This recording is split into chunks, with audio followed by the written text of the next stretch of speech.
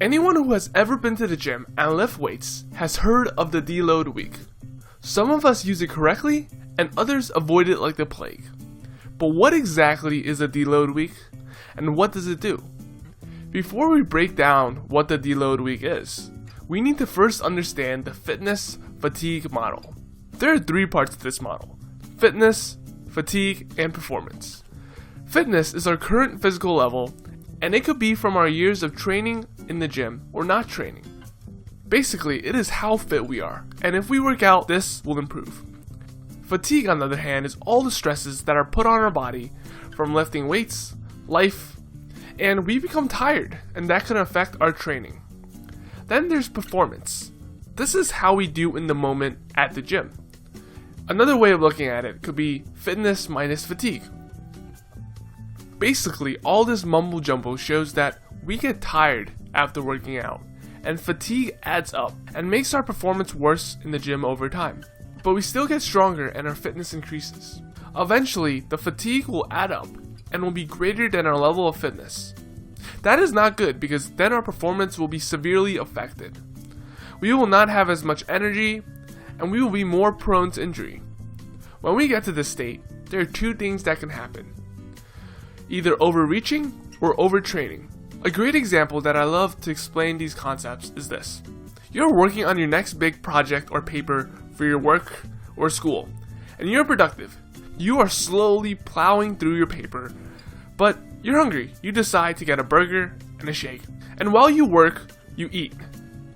Now this paper is a huge paper and it takes weeks to finish. So you sit at your desk, you eat, and slowly trash, paper, clothes start to accumulate on your desk and in your room, and all of this is starting to bother you. You start getting your papers lost, your room starts to smell, and you cannot find clean clothes to wear. This is affecting your ability to work on your paper. So you decide to clean your room and your desk. It takes a couple of hours, but you are back to your clean room that you had started with, and now you can give all your effort into this paper. This is overreaching. Overreaching is when we clean our room or we decrease the level of fatigue that we have acquired over the weeks of training. Again, after we clean our room, we can give full effort into the paper, or in our case, working out. We also completed about half the paper, which in workout terms could be that we added fitness and we became stronger, faster, and more muscular. Another option instead of cleaning your room would be to try and go finish the paper without cleaning. You think to yourself that you can make it to the end without taking out the trash or organizing your papers and doing laundry. Bugs then start to appear and the smell starts to make you nauseous. Eventually you cannot even find your laptop and all your work disappears. This is overtraining. Your fatigue becomes higher than your fitness, and the fatigue will keep on becoming bigger and bigger, just like the mess in the room. The fatigue will be so great that you can never get a good workout in, and you might even injure yourself, or stop yourself from lifting weights in general. Hopefully this analogy made some sense, and we could differentiate overreaching and overtraining. To achieve overreaching, there needs to be a deload week implemented in your program. This means taking the time to clean your room so you can become fully functioning again.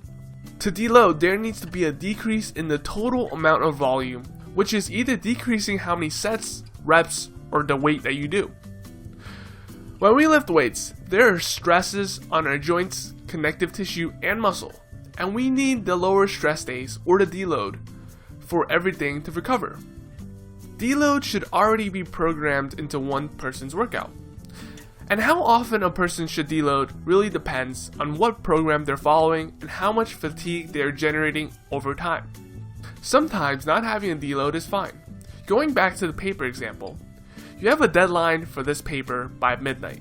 So instead of cleaning your room, you push and fight through the nasty smells, and you make sure that you finish the paper by 12 a.m. This is analogous to having a lifting competition in just a few weeks, and you have no time to deload.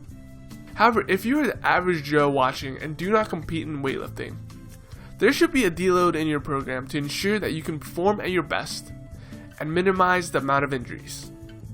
The mentality of a deload week should not be, oh, I do not want to take a week off, I'll lose all my gains and I'm wasting so much time. Instead, the mentality should be, this deload week will help me get bigger, stronger, and help me recover.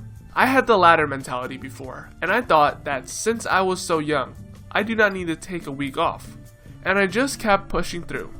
I thought that if I even stopped for a week, all my progress would disappear. This continued on for a while, and I was making progress. My squat was increasing every week, and it was a great feeling.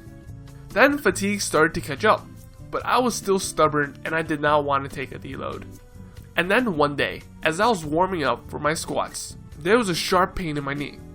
It was so intense that I could not walk for a week. The doctor said my knees were fine, but I still could not bend my knees and it just hurt. After the pain dwindled, I tried to squat again, but the pain kept coming back and I decided to just stop squatting. Even without squatting, my knees kept on hurting and the pain never went away. I now know that I need to make sure that I take a deload and to make sure that I use proper form for all my exercises. I hope you learned something in this video. If you enjoyed, please give this video a thumbs up and subscribe. Thank you.